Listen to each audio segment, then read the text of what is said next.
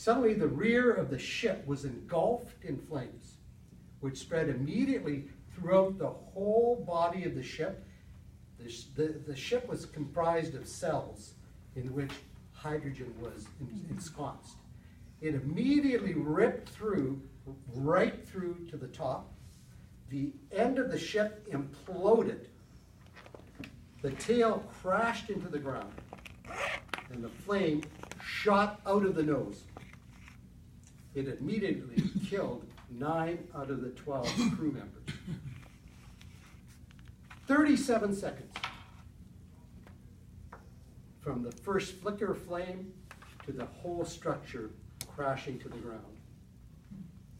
Despite the ferocity of the colossal fire, many of the crew members and passengers did survive, but the majority were severely burned, one of the survivors.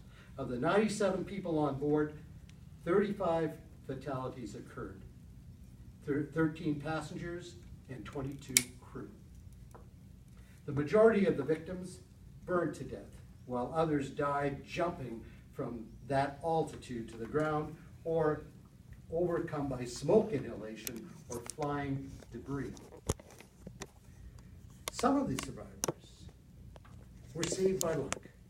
One such story, Warner Franz, 14-year-old cabin boy, was near the officers' mess putting away dishes when suddenly the fire broke out around him. Simultaneously, a tank that was above him, full of water, burst. He got doused with water. The fire went out. He scrambled out of the kitchen mess through a hatch, dropped to the ground, and ran, surviving. That boy died 4 years ago at the age of 92. He was the last of the crew members in August 1914. One passenger to this day still survives. His name is Warner Diener. He's a retired electrical engineer. He was 8 years old at the time that the crash took place. He was traveling with his parents and his brother and his sister. His father and his sister perished in that disaster. The disaster itself is well documented because of all of the news media that were there as a result of the ships coming into dock, and because of the news about the coronation. There were many, many people who were wanting to attend. So there was a lot of news attraction. One of the eyewitnesses was Herbert Morris, a reporter for radio station WSL in Chicago.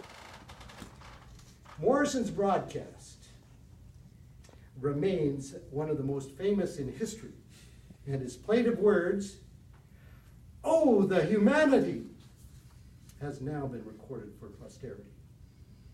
On that day, May 6th, 1937, 7:25, Herbert Morrison said the following.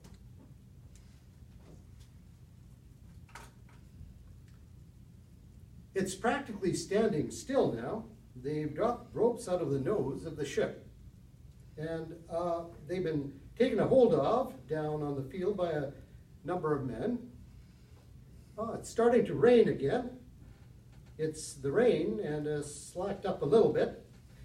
The back motors of the ship are just holding it, just enough to keep it from... It's burst into flames! Get this, Charlie! Get this, Charlie! It's fire! And it's crashing! It's crashing! Terrible! Oh my! Get out of the way, please!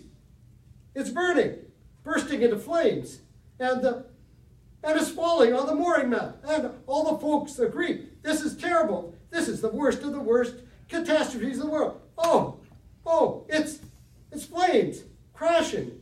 500 feet in the sky! And it's a terrific crash! Ladies and gentlemen, it's smoke!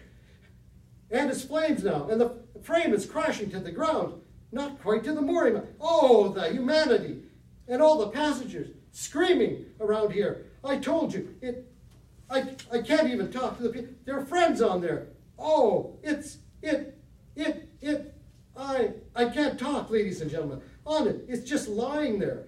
massive smoking wreckage. Oh, everybody can hardly breathe and talk, and the screaming. I'm sorry, honest. I can hardly breathe. I'm going to step aside where I cannot see it. Charlie, that's terrible.